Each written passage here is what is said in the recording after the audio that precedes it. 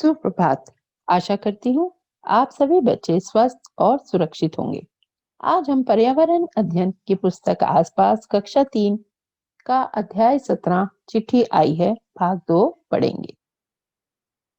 यह वीडियो देखने के बाद आप संचार और संचार के साधनों के बारे में जानेंगे। पिन कोड क्या होता है ये जानेंगे। डाकघर में मिलने वाले विभिन्न पत्र, डाक टिकट और उनके कार्यों के बारे में जानेंगे और अंत में हम एक फोन बनाएंगे। संचार का अर्थ है साझा करना। अपने संदेश, विचार और योजनाओं दूसरे तक पहुंचाना या साझा करना संचार कहलाता है। इसके लिए हमें साधन की आवश्यकता होती है। संचार के साधन 3 प्रकार के होते: जनसंचार, मास कम्युनिकेशन, दूरसंचार, टेलीकॉम, डाक संचार, पोस्टल कम्युनिकेशन। जनसंचार, मास कम्युनिकेशन, इसमें एक ही समय पर हम बहुत बड़े जन समुदाय को संदेश या समाचार दे सकते हैं।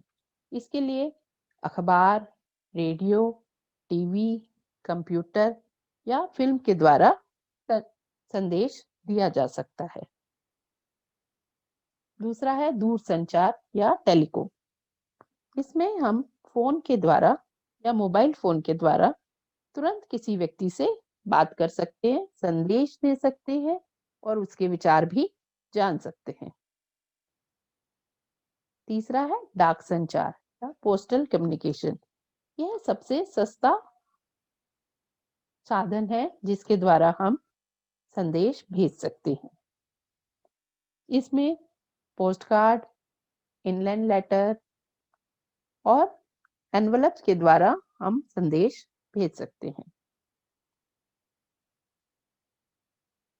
कुछ अलग-अलग तरह के डाक टिकट इकट्ठे करके नीचे चिपकाओ।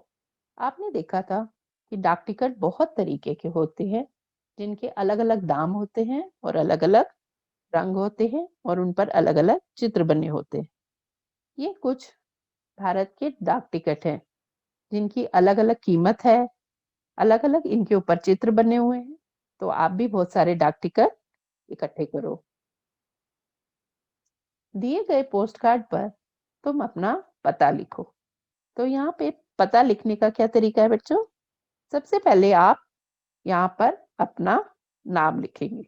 सबसे पहले आपका नाम आएगा। उसके बाद आप अपने घर का पता लिखोगे, जैसे घर का नंबर क्या है, कौन सी गली है, कौन सी जगह है। फिर उसके बाद आप शहर का नाम लिखो कि शहर में रहते हो और उसके बाद हम राज्य का नाम लिखेंगे कि आप कौन से राज्य में रहते हो और अंत में हम पिन कोड डालेंगे। तो पिन कोड आपको पता है क्या होता है? पिन कोड या पोस्टल इंडेक्स नंबर। भारत में पिन कोड 6 अंकों की संख्या होती है। इसके द्वारा भारतीय डाक विभाग द्वारा पत्र छांटा जाता है। इस प्रणाली को 15 अगस्त 1972 को आरंभ किया गया था। रीना की चिट्ठी तो रेलगाड़ी से दिल्ली पहुंच गई, पर जब रेलगाड़ियां नहीं थी, तो 2 जगहों पर चिट्ठियां कैसे पहुंचती थी? आपने कभी सोचा?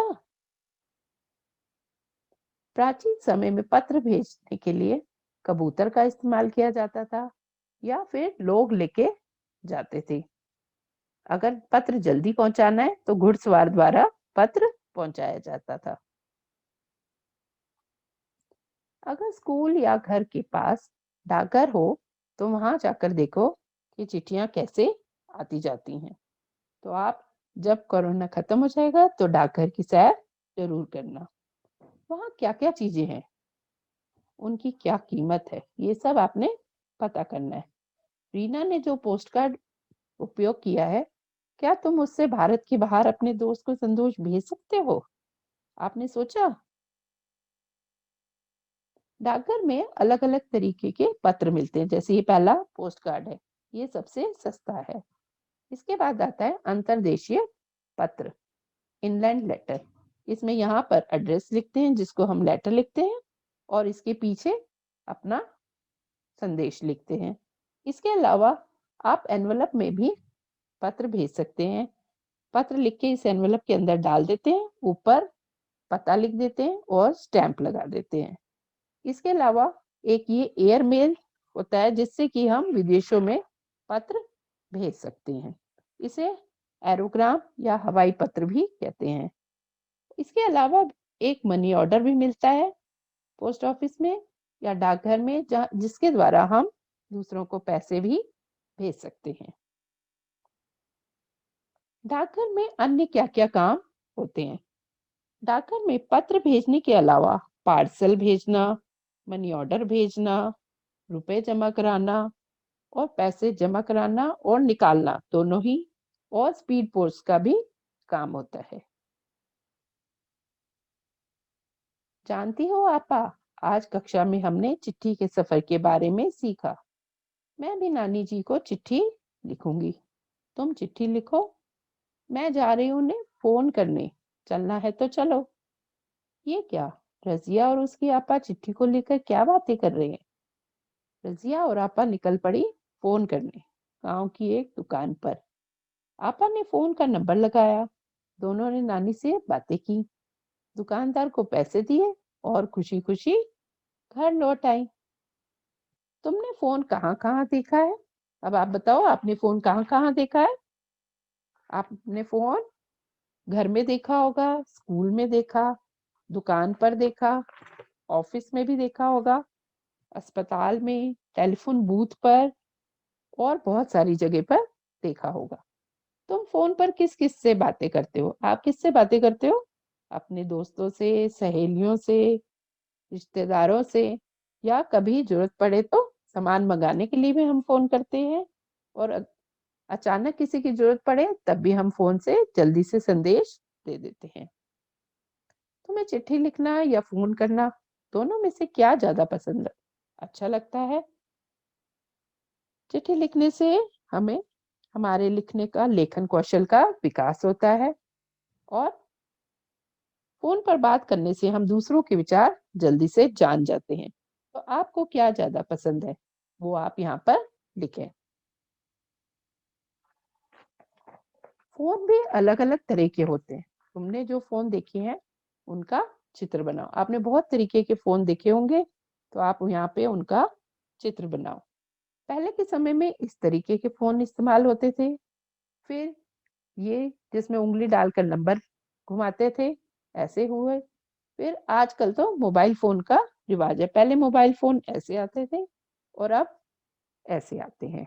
तो आपने जो फोन देखे हैं, जैसे फोन देखे हैं, आप उसका चित्र उसमें बनाएं। इन टेलीफोन से क्या क्या काम हो सकते हैं? आप बताओ, फोन से क्या क्या काम हो सकते हैं? फोन से हम बातें कर सकते हैं, अपने संदेश दे सकते हैं, आपातकालीन स्थिति में या अचानक आपको किसी की जरूरत पड़े तो आप उसमें सहायता भी मंगवा सकते हैं। आजकल तो आप फोन पे पढ़ाई भी करते हैं और मीटिंग भी कर सकते हैं। अंत में अब हम अपना फोन बनाते हैं। इसके लिए चाहिए 2 माचिस की खाली डिब्बियां या आइसक्रीम के कप और धागा।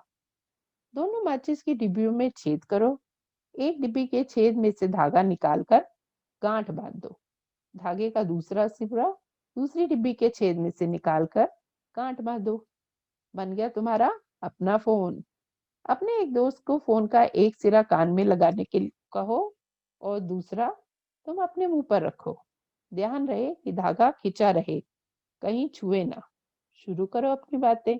तो जब आप फोन बनाओगे तो वो कैसा होगा, ये देखो, इस तरीके से बनेगा ना। आप भी अपना फोन बनाओ। हमने चिट्ठी भी लिखी, फोन भी किया। बताओ कि चिट्ठी और फोन में कौन कौन सी बातें एक जैसी हैं और कौन कौन सी अलग, सोचो।